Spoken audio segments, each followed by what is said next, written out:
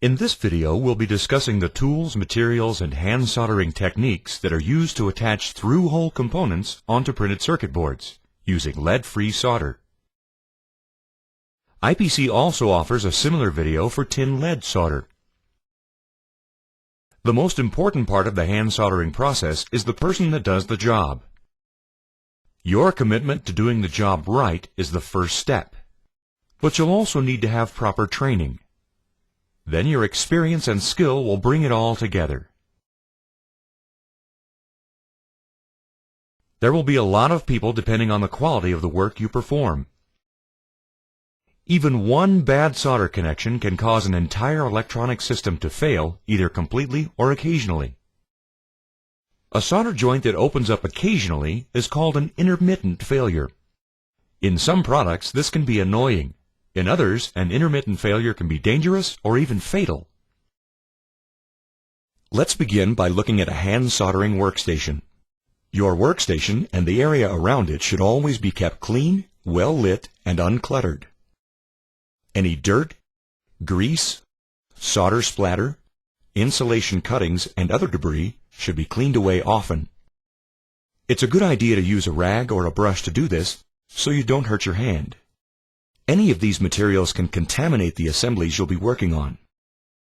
Food residues on your hands and certain types of hand creams or skin lotions can also contaminate component leads, lands, and solder joints. One safety issue for lead-free soldering involves the fumes given off during the hand soldering process. Some people are allergic to the flux fumes that are released when the solder is melted.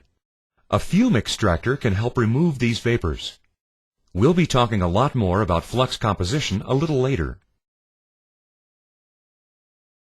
One of the invisible problems around your workstation that we need to protect against is called electrostatic discharge, or ESD. Static electricity is created whenever two dissimilar materials rub against each other. For example, when your shoes separate from the floor, an electrical charge is generated and stored in your body. This buildup of static electricity will be discharged whenever you touch or come near an electrically conductive object. Some electronic components are extremely sensitive and can be damaged by even a tiny electrostatic discharge. That's why your workstation should be cleared of all non-essential items that can generate a static charge. In addition to wrist straps, the use of grounding mats on the floor and anti-static mats on the workbench surface will also help remove or discharge these static buildups. The wrist strap is the primary and most important grounding device and should always be worn regardless of any other methods being used. Foot grounding straps, grounding shoes, and smocks can also help eliminate built-up static charges. These need to be checked on a regular basis to make sure they are working properly and the operator is properly grounded. Now let's discuss soldering irons. There are essentially two types of hand soldering irons: controlled output and uncontrolled output. The uncontrolled output irons range from 20 to 250 watts of power or heat output. These types of irons are rarely used in modern electronics assembly because of the need for different temperatures for different types of work. Today, almost all production soldering is done with controlled output irons. Controlled output irons will maintain the selected tip temperature during soldering operations, no matter what the load is. Some controlled output irons operate at a specific temperature that is preset by the manufacturer. Others are temperature variable, using an analog or digital control. There is no ideal tip temperature, since that will depend on what you're soldering and how thick the board is. In general, a tip temperature of 315 degrees C is a good starting place for soldering through-hole components. Selecting a soldering iron tip of the proper shape and size is very important. The amount of heat that is transferred to the parts being soldered depends not only on the temperature of the tip, but also on how much of the tip touches the parts being connected. Pointed tips, such as the conical tip, are used to transfer heat into a small area.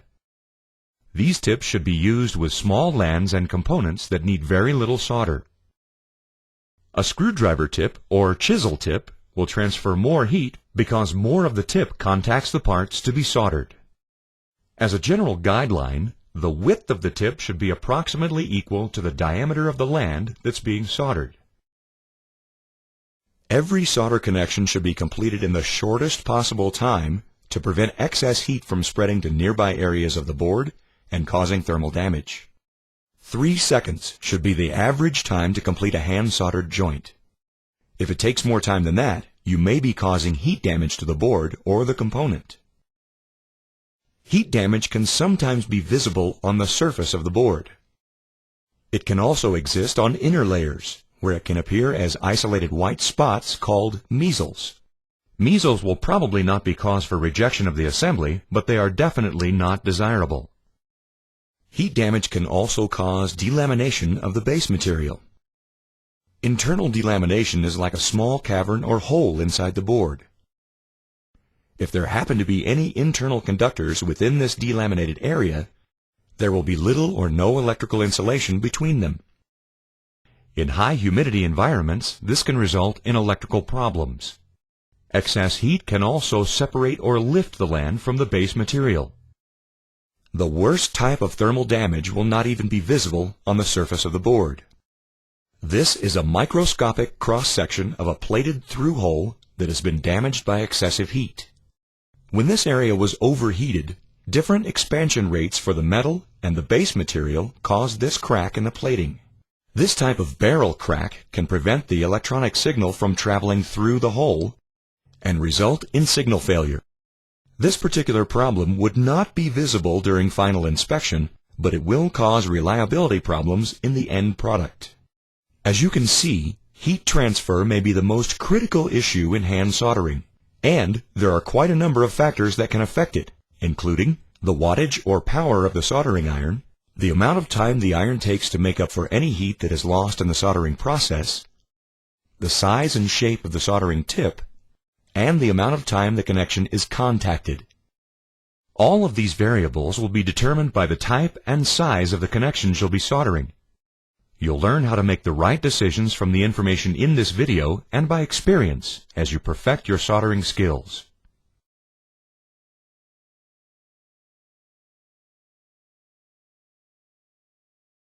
There are many different types of lead-free solders available today.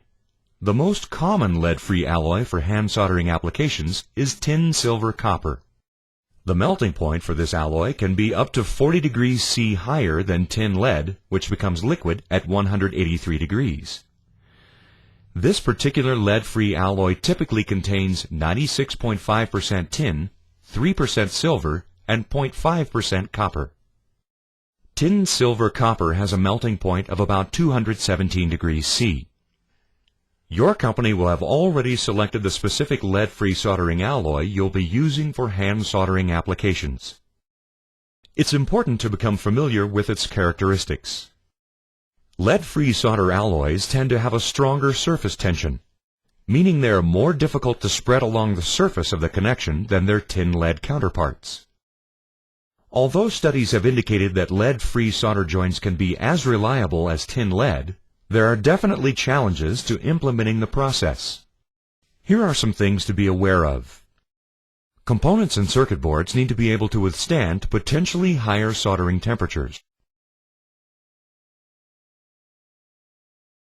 Solder defects may increase due to poor wetting and may create more rework.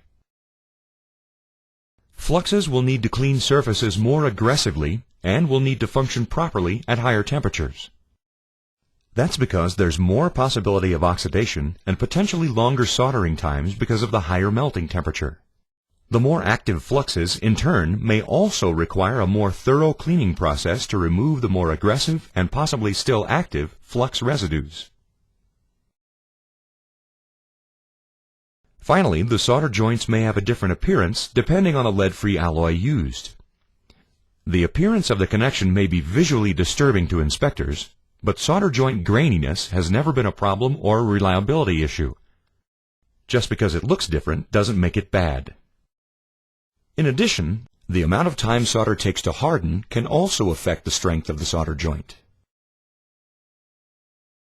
If a solder joint is cooling and the solder is not yet solidified, Any bump or vibration can break, loosen, or otherwise damage the electrical and physical properties of the solder connection. The result is often called a disturbed solder joint. If the solder appears wrinkled or distressed, this usually indicates a mechanical weakness, which can eventually cause electrical failure. Another variable is the flux contained inside the solder wire. Most of the solder that we use for hand soldering has a core of liquid flux. Flux cord solder is like a tube that releases liquid flux similar to a garden hose full of water. Flux has three main purposes. Its first and most important job is to remove light oxides or contamination from the metal surfaces to be soldered. The metals to be soldered may look perfectly clean, but most metals will quickly oxidize whenever they are exposed to oxygen in the air. You might think of flux as a special kind of soap that removes oxidation or cleans metal so that it can bond properly. The second job of the flux is to prevent the freshly cleaned metals from being re-exposed to oxygen in the air in order to keep the surfaces from re-oxidizing. The liquid flux will cover or protect the freshly cleaned metal until the flux is displaced by the solder. The third job of the flux is to assist in the transfer of heat from the tip of the iron to the metals being soldered. As an example, if you were to touch your hand to a hot frying pan, you might get away with it if you touched it very quickly.